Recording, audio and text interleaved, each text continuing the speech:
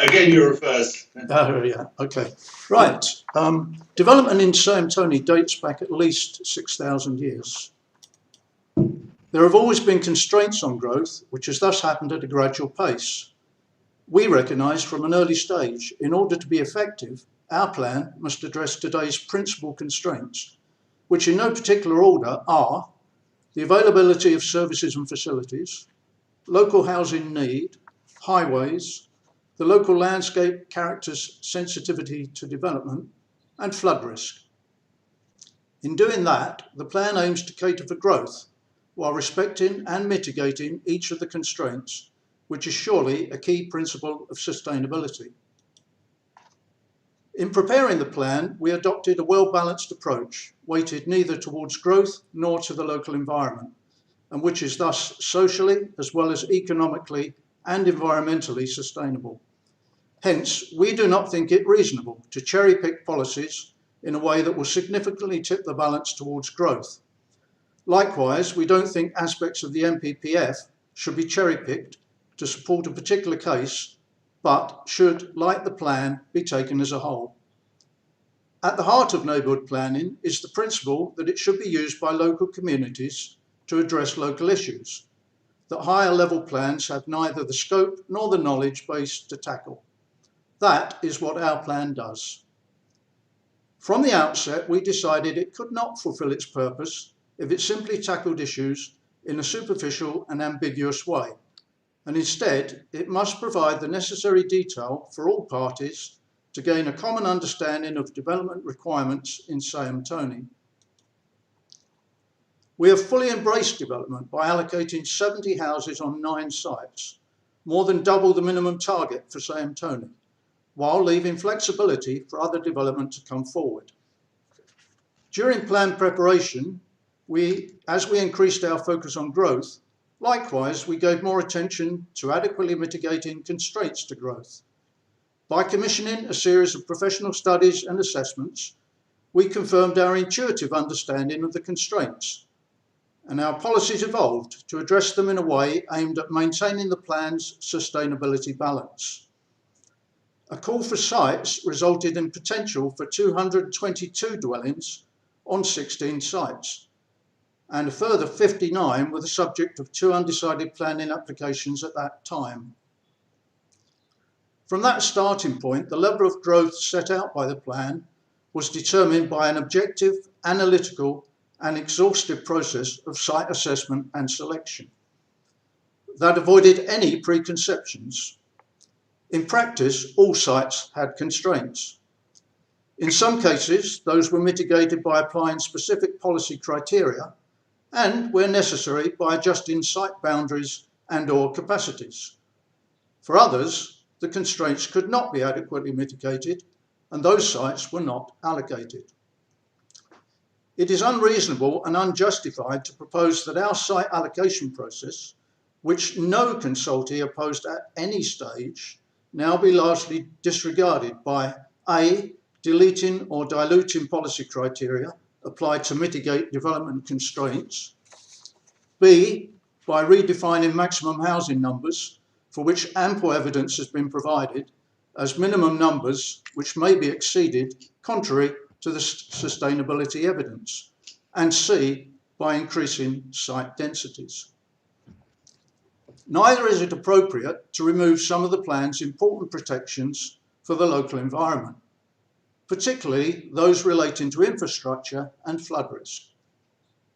In combination with allowing a greater level of development, that would deliver a double whammy to sustainability. To ensure sustainability and certainty, aspects of the plan are prescriptive, but we have justified that with clear, detailed, and persuasive evidence. Our policies provide certainty by reflecting the evidence in an unambiguous, comprehensive, and robust way. The evidence base for the plan is extensive and in most cases professionally prepared, and its main elements are worth highlighting.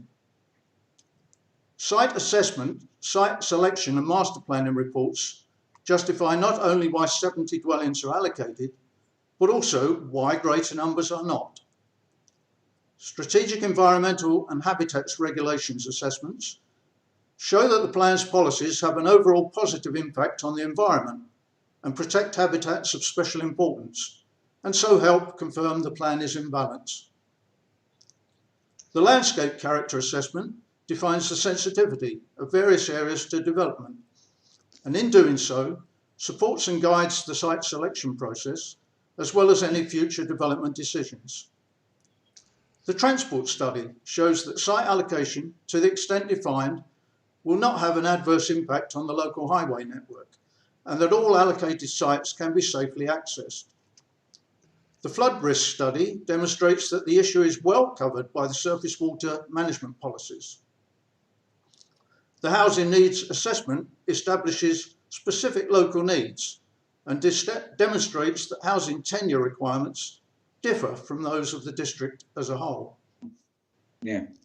Other than minor points on our environmental reports and some helpful advice on how to make our design guide more village specific, none of the evidence base has attracted adverse comment during 4 rounds of formal consultation.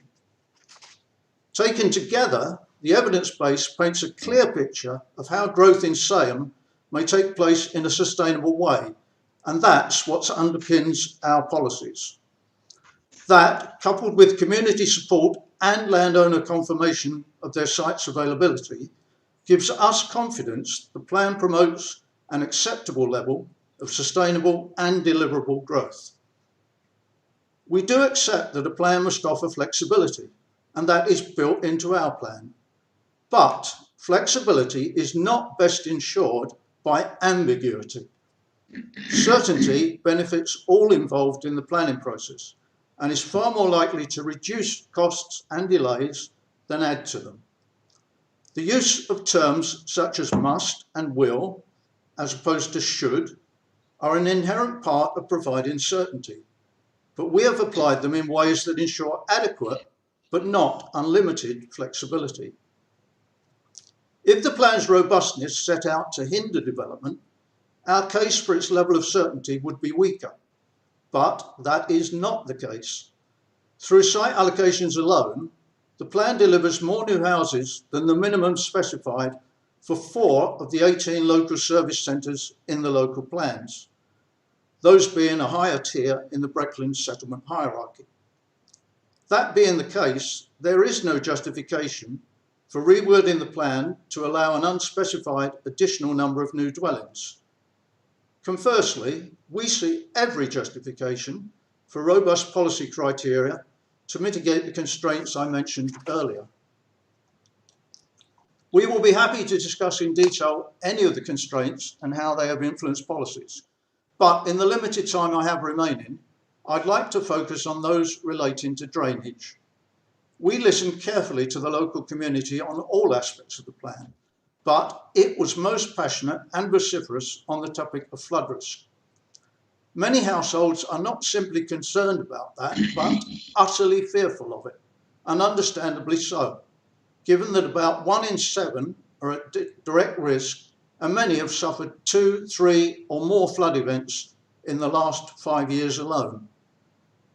We heard phrases along the lines of, "Not a single new house should be built until flood risk is stopped," many times.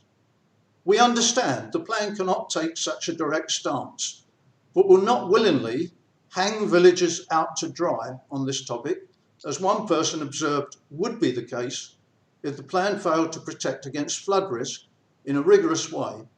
The plan would fail in its duty if it did not provide rigorous policy safeguards. The Neighbourhood Plan is in essence a contract with the local community and the development industry to be administered by the local planning authority. As with most contracts, it will be in use for many years, in this case 15. Over that period, its detailed wording will be scrutinised, and any areas of doubt or vagueness will be used by various parties in the planning process to suit their own purpose. Just as the plan balances growth with preservation of the local environment, so too must this contract maintain a good balance between the parties in the process, so that developers can provide the right number and type of homes in the right places, while present and future villagers continue to enjoy all there is to value about life in Saham Toney. Amending the plan to tip the balance in either direction will render that contract unfulfillable.